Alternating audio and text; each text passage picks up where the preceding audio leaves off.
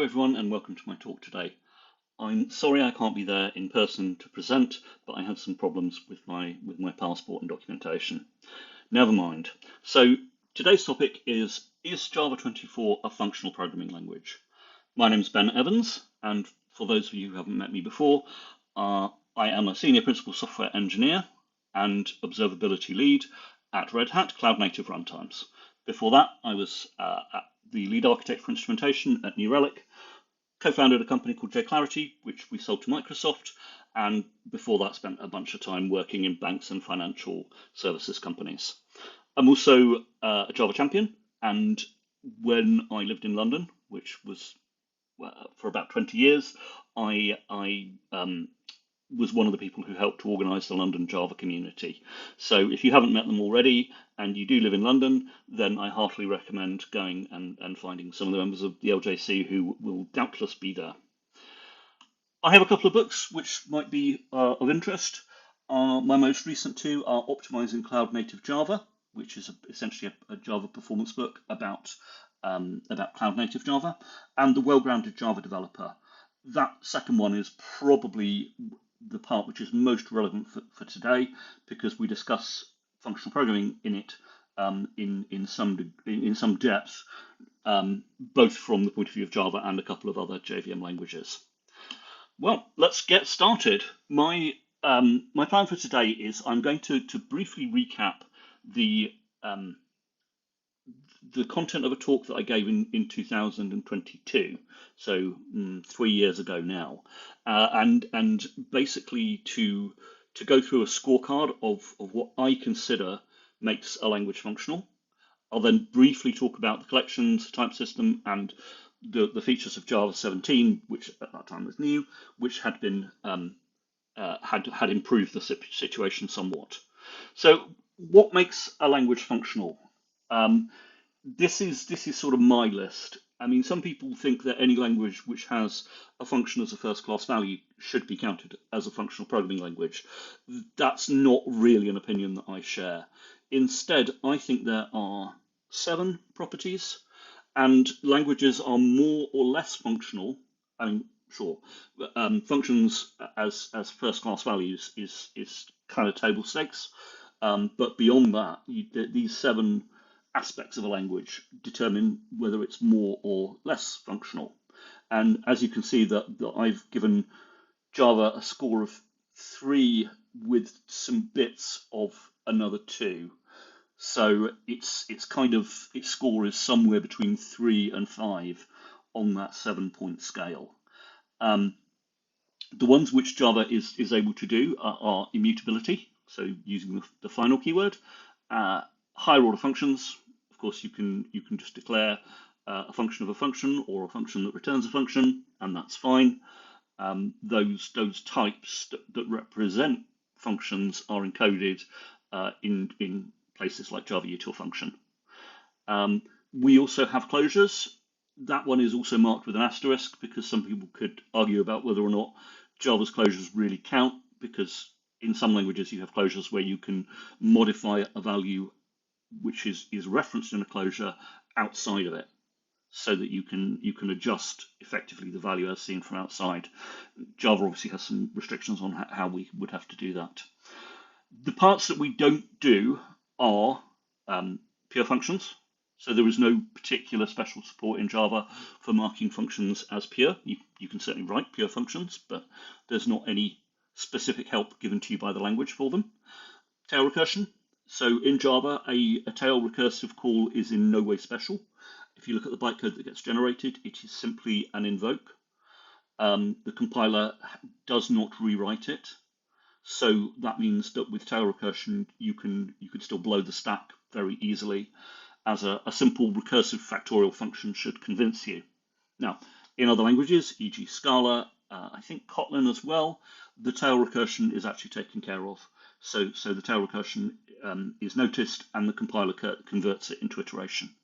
So that means that the one source of errors is removed. The 2 that Java also really doesn't do very much for you at all are laziness. There is no real support for lazy evaluation. of any kind. Now that may change slightly. I'll discuss that at the very end of the talk. And finally, currying and partial application. So if you have a type which, let's say a by function, which takes two arguments, there is no inbuilt support for converting that into a function by simply providing one of the arguments. So that's our score, somewhere between 3 and 5. Other languages, you can probably apply the same criteria to them, and they will score better or worse depending on which language we're talking about. There are two other aspects I think which it's important to mention here are the Java's collections. So this is one of three core issues that cause problems for functional programming. The collections are large, they have many methods, they implicitly include mutation. So if you look at list, for example, it has add and remove on it. So what do you do if you want to have an immutable list? Well, you can't, not really, because all you can do potentially is either to have an add and remove which does nothing, which seems to violate the contract, or you can throw unsupported operation exception, which is of course a runtime exception, and that's a nasty hack. So the fact that the mutating or immutable nature is not visible in the Java type system, I say is a defect in the design of the Java collections. Okay. The other two issues, which are also somewhat similar, is the fact that Java has void. So not every statement is an expression, which therefore violates the everything is an expression rule, and the non-rooted, single-rooted type system. So the fact that you have object and all of the classes underneath it, and then the primitive types. That last one might eventually get fixed by Valhalla, I suppose, but it's hard to know. Okay. You might also say, well, what about the streams? Well, yes, there are streams. They are not first class though. The Java collections are embedded in the signatures throughout the JDK in a way which streams are not. So they are never going to be as useful as the collections are. There's also the fact that Java doesn't really have it. We have iterable, but we don't have a concept of a traversable. So that, I think, is another weakness. What's hiding beneath this are that collections are not functional containers. Streams are. They have map and filter and reduce and so forth. But they are ephemeral and consumable objects. They're not stable references that we pass around. We create a stream effectively as an intermediate state, which is different to the way that other languages would do it. So even streams are not really a solution to the problems that we see in the collections libraries as well. Jumped over 2 slides there. So this leads us to a view of Java's type system, which is basically the following: static, nominal, imperative, type erased, type inferred, and slightly functional. So the static, I think, deserves a slide of its own. The type system which is enforced by the Java language is very much a static and nominal discipline. The JVM requires class files and it verifies them. And this basically enforces the runtime type system and also provides a single entry point for new code entering the runtime system. While I'm here and talking about static typing, I also want to say a word about strong typing. I don't like that expression. I don't really know what it means. The best definition I think I have of strong typing is this from my old buddy Curtis Poe, who said that strong typing is a type system that I personally like and I feel comfortable with, and weak typing is something that makes me feel uncomfortable. And I don't think there is any more rigorous definition of strong and weak typing than that. Onto the subject of nominal. Java's types are strictly nominal. They're name-based, and they are compatible only if an explicit inheritance between two types exists. And that can be class inheritance or interface inheritance. We also provide no way of just talking about a type except by its name, at least not for L values. So there's no structural typing. So if we have two types, for example, a pair and a tuple 2, both of which take keys and in both cases, they are separate types. And in order to convert one from one type to another, we would actually have to write some boilerplate conversion methods. So there are no type constructors here as well. So no equivalent of Scala's higher kinded types. Okay, object imperative. This is pretty simple. Java has a very simple OO model. It's not pure because, as noted, we have primitives. It makes it easy to teach, and historically, it made it easier for C and C++ developers to come to Java because they felt like they already understood. They were comfortable with the language.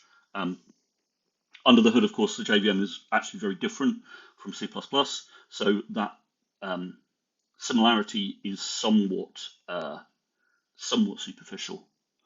The lack of everything as an object and the use of primitive types also could be argued is a performance measure on what was very limited hardware back in the 90s when Java came out. Okay, next up is type erasure. One of the main places Java has type erasure is in its generics, and this is often complained about, and I also think understood not all that well by a lot of people. So, for example, lots of people complain about type erasure when what they actually mean is they want a list of int. It's not the fault of generics that you can't have list of int. That's the single rooted, or the non-single rooted, I should say, the non-single rooted type system that prevents you from having list of int. So this is, I think, a misunderstood subject. It's something that is going to be revisited as part of Valhalla. Slightly functional, yeah, we have some key idioms. We have map and filter on stream. Type erasure does affect the type safety of higher order functions, but that's not normally what people are concerned about when they complain about type erasure. The void does complicate things because we don't have expressions, so we can't guarantee that something will return a value, because some methods, for example, return void, so we have to work with that. No laziness, no monads, no high kinded types. But does this really matter? That's always the lens to look at Java's functional support through. These are features for imperative developers where they get a big bang for the buck. Okay, let's take a quick look at Java 17. So Java 17 brings in the switch expression, which is, I would say, an upgrade of, or possibly a replacement for, the C-like switch statement. You can have multiple values on a single line. There is no fall through, and you must be what's called total. So for a switch expression, you must be able to satisfy every possibility. You can't have an incomplete match. That doesn't work. What else have we got in 17? Well, we've got the algebraic data types. So we have the sealed types, which are a way of saying that X is of type A or B, and that could be an X. The sealing can be done over an interface or over a class. So you could have an abstract class, or you could have an interface which permits certain subtypes, or in the case of an interface, certain implementations. We also have records, which I refer to as the just carries fields pattern.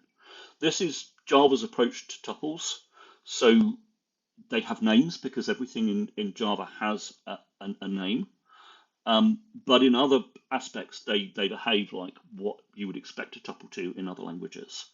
So we completely specify a record by saying what the name and types of its fields are. And then for more advanced implementations, you can then add additional methods or additional constructors or what you will into the body of the type as well. This means that you can actually migrate from a record to a class, but I've also found that a lot of types actually are well represented by being records. We also have in Java 17 the very basic bits of pattern matching. So the very first one that came as a final version is X instance of string S, for example. So that basically just saves a cast, but it's one of those things which is much bigger than it seems. It's a pattern, so not a design pattern or a regex pattern, a language pattern, and then other things are built on top of the concept of the pattern that was delivered with that version. So you can now, in our example of pets and dogs and cats, we can now do this type of thing. We can say, are you a dog? Return true. Are you a cat? No, return false, and otherwise throw an illegal state. So now with the new capabilities that have come in, we now have enhanced pattern matching, virtual threads, and unnamed and primitive patterns. The primitive patterns are in preview. So we can now use the patterns in switch cases. So now we can rewrite, for example, is dog, and we can now say we get the day of the week. So there's a bit more computation in here just to show you where we can use a pattern guard as well. So in this case, we show a slightly modified version where the dog will tell the truth, but if the day happens to be Monday and the cat is in a bad mood, it will lie and it will say that it's a dog. So you have a guarded case, i.e. today is Monday, which returns true, and the general case, which returns false. And they are evaluated in that order. So you will only ever look past to see the general catch case for the cat if today is not Monday. We can also use a record pattern. So because a record is just fields, we have explicit semantics. So we can always break a record apart and break it back to its fields again. So we can extract safely from a record. We can call this, I think in Python or JavaScript, it's called destructuring. We call it a record pattern. So we can do things like this, where we have an instance of dog, but then we specify a variable s, and we type it as a string, so that we can then break out the component of the record and not have to deal with the actual record itself. Okay. This also then provides us to produce some other more interesting things. So now we have, once again, our pet, cat, and dog, but now we also have two classes, A and B, and we have a pair, which is a generic type of T, and we can build up cases like this. So we can switch on the pair and deconstruct as a record pattern what the different possible subtypes are, because all we know is that P1 is a pair of A, but we could actually construct that with objects which have B in it. So we check exhaustively for both B and A. So are they both B? Is one of them A? And then finally, is one of them are they both A? There's also the couple of cases to think about the case where P1 is null, and that is kind of a work in progress. There's some interesting things being done about handling exception cases, which is still being worked through by the OpenJDK folks. As a second example, we can see a pair of pets. So we can do something like this. We can get a second name. So if we have a pet which, well, we don't specify the first argument, but we can say that in the case where it's a dog, then we get name back, and a cat just refuses to tell you its name, so it just says cat. And then if we look at the second example, we switch on P2. If we have a cat, we can say sir and then the cat's name, because cats are like that. If you have a dog and then a cat, then the dog will tell you that it's its name, and the cat will tell you its name. And if it's two dogs, then only the first dog will speak up. Let's move on from Java 21 to look at some more recent arrivals, starting with unnamed patterns and variables, which arrived with Java 22. Now, as you may remember, I think it was all the way back in Java 11, the single underscore has become a sort of special identifier, so that it was originally disallowed for use in Java programs, but that was to allow it to come back and to be used as what we are referring to as an unnamed pattern or an unnamed variable. This basically has the semantics of saying, I don't care about this variable and I'm not even going to give it a name. I'm just going to declare that it's there because something is needed, but I don't intend to actually make any use of it. So in the case of the patterns, we can do that, and here you can see we're combining it with a record deconstruction. So a pair of pets is being has either one or, in the second case, both of its variables being just unused. So in the case of pair pet, where the second item is a string, we actually just get back the constant string cat. So this is some additional help, but it's not, I think, that groundbreaking. But at least it's finalized, and at least we can do it. It's a small incremental help. Related to this, we also now have, as of Java 24, primitive patterns. So basically, you can have a primitive value used as a type. This is important because of the non-single rootedness of the type system. It's another building block, but I'm not really going to talk about it, as I only really intend to cover final features for the vast majority of this talk. Now, the future is where we're going to turn to next. There are, I would say, 4 or 5 major projects ongoing in OpenJDK at the moment. 2 of them, Panama and Leiden, are not really that relevant here. In my other talk, I have a little bit of discussion of Project Leiden, but I want to just discuss these first 3 and see how they might connect up with functional programming. Starting with Project Lambda, which is a small language improvements, and Project Amber has a bunch of things which have already been delivered, which you're already using in your day-to-day Java programming. We have text blocks and switch expressions, instance of, and the algebraic data types.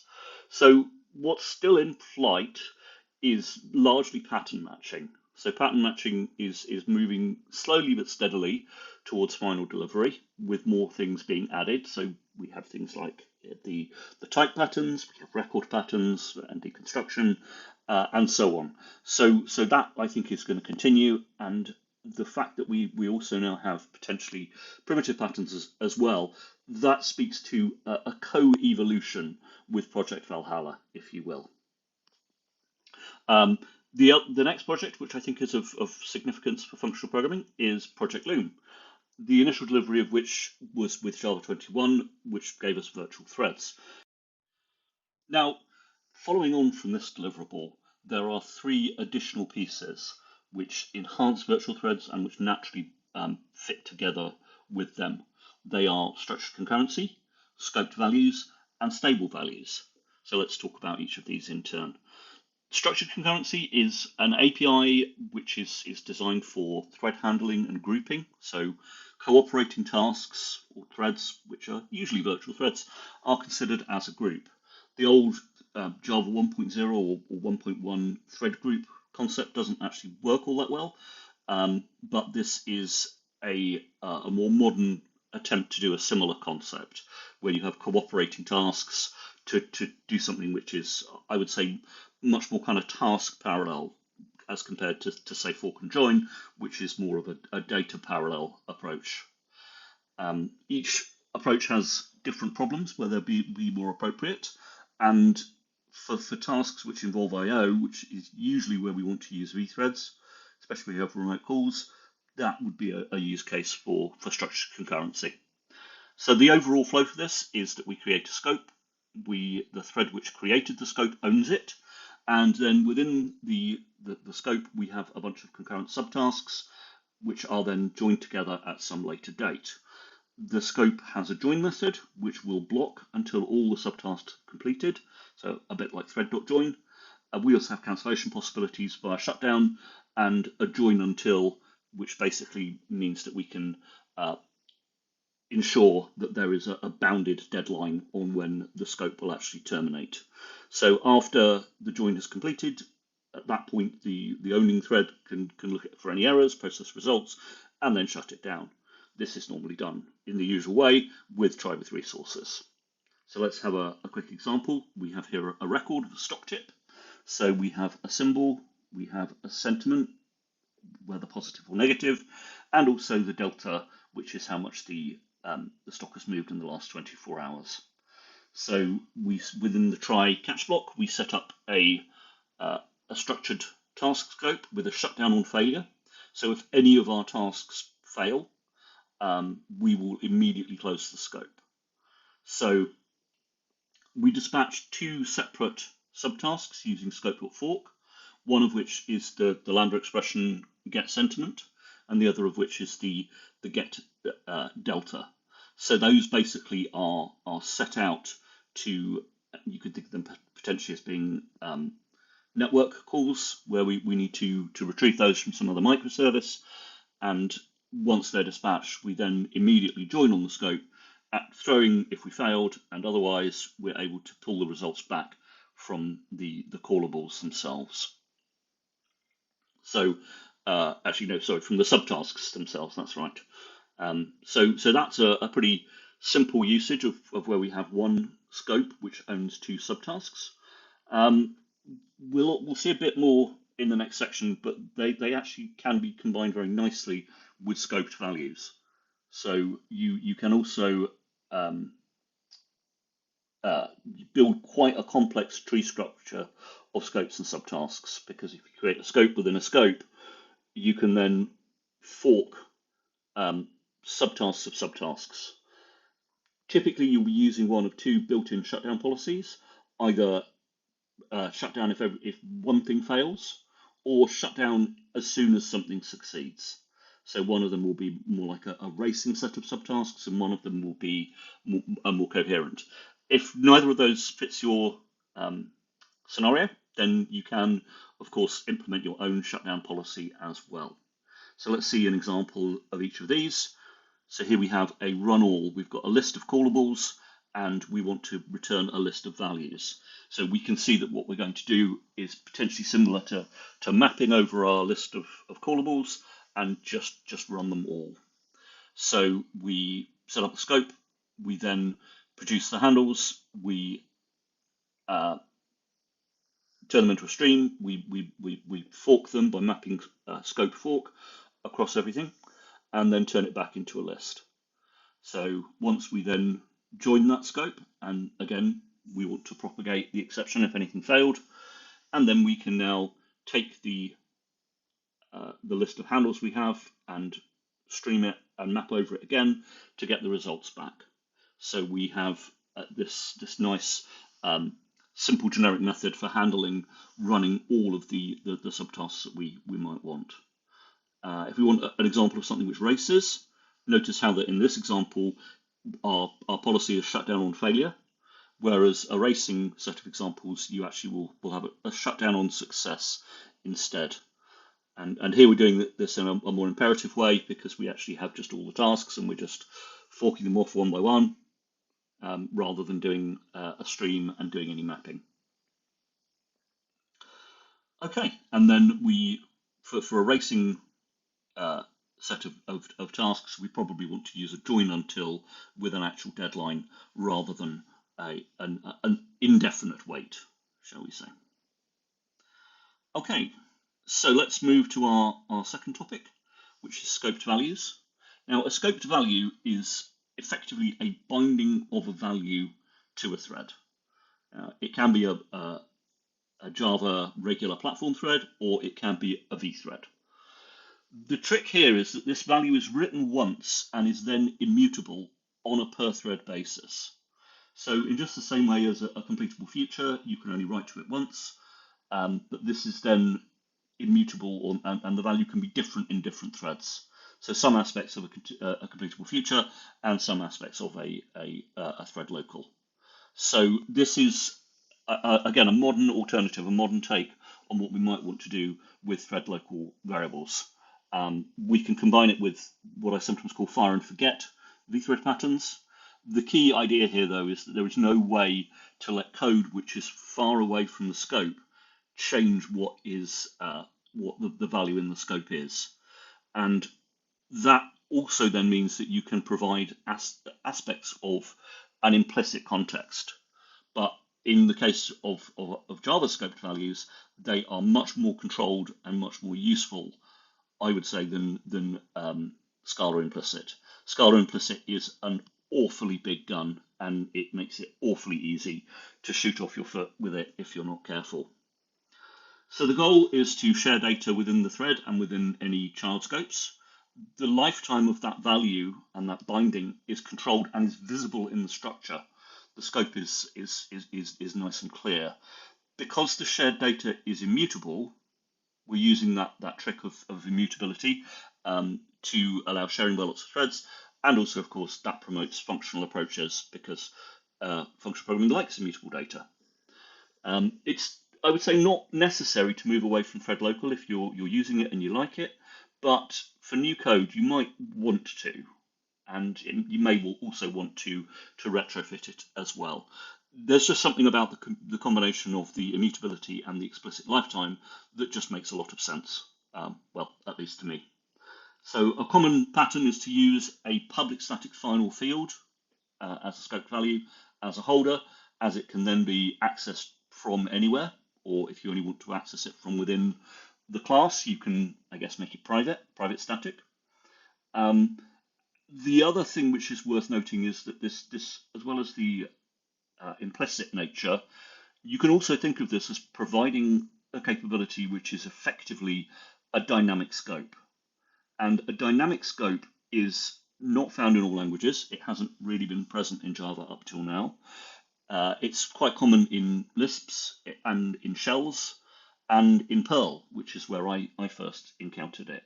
So it's slightly different to the way that a lexical scope works, but it once you get used to working with it, it can be a very, very powerful pattern. So some examples of where you might want to use this would be, for example, a transaction context. So rather than having to always pass in a first parameter, which is a context, you can put it in a scoped value and then summon it effectively out of thin air, but on a per thread basis, if you will. Other things, a security principle and ambient context, those are also possible. The third thing which is coming, and this will only arrive in preview in Java 25, unfortunately, is stable values. And they provide effectively constants, things which are really final. And again, this is sort of a deferred immutability. So you are decoupling the startup and the class loading from the initialization of the constant. So unlike final fields, which have to be initialized when you construct an object or when you load a class, these can be done at a later time. So this is the aim of this is to open the door to other optimizations and also to provide a piece of lazy evaluation. I would argue that this should be seen also in the context of Project Leiden, because what we might want to do is to use it in such a way which also can contribute to a concept of build time initialization. Okay, so the next project, the last one that I'm going to cover in any detail today, is Project Valhalla. So this has been around and ongoing in some form for over 10 years. I think it may even be closer to 15 that people have been thinking about it. And what is Valhalla? It is the idea that Java has this deep divide between object references on the one hand and primitive values. And object identity and reference equality, so that two objects are the same object if they point at the same memory location, whereas primitives are the same if they just have the same bit values. So that notion that there is somehow a distinction between references and primitives and values not having identity, well, could we construct an aggregate which doesn't have identity and only depends upon its the values of its fields. So this is what we call a value class, and you have some restrictions on them. They can only have final fields. They do not have an identity. Because of the way that the JVM works, not having identity means you can't synchronize on them, because the synchronization mechanism works using the object header, which is the same place where the object identity is also stored. In practice, that's good because you actually want to actively give up the notion of identity in order to get other benefits from it. So that actually doesn't prove to be too much of a problem. It will be, I think, quite natural that you'll have value records, but they are not the only thing that you may have. You can totally have a value class which isn't a record, but I think a lot of the cases where I'm going to use it, it's going to be a value record. So this project has been running for so long because it's really deep. It basically is an ability to reimagine so many things about Java. We can, for example, revisit the Java generics, the gap between primitives and objects. If that starts to get a little blurry, well, can we have primitive generics? Possibly. Type arrays will stay because too many things depend upon it, but we may also be able to have things like type specialization as well. Some core things about Project Valhalla as it does start to come closer. It's not available in any form in any JDK, and I don't even think that it will appear even in preview format in Java 25 either. Instead, I think it will be longer than that, but I can see that it is getting closer. So some of the things that we know are true is that if you are an identity class, you may not have a value subclass. If you are a concrete value class, then you are final. And if you are an abstract value class, you can have an identity or a value subclass. So that is interesting because we now have this thing where object is it a root class or is it really an interface? So that is an interesting question, because in the case where object wants to have a value subclass, you have to think of Java-lang object as being really more like an interface. So there's some semantics shuffling going on down there. But once you declare something as a value type, the JVM is able to reconstruct and deconstruct and break apart the instances wherever it wants, because by definition a value is only its components and its bits. So you can reconstitute it without destroying the object identity because there was no object identity. This also then means that you can do things like scalarizing the instances or having arrays of value types where you actually inline the values into the array. It's a big change, perhaps even the biggest change we've ever seen in Java, and it's going to be interesting to see when it finally does arrive. So what have we got so far? Well, we have Java 25 coming out in September. This unfortunately brings an API change to structured concurrency, so structured concurrency will not be final, unfortunately, in Java 25, so you can't really use it in production.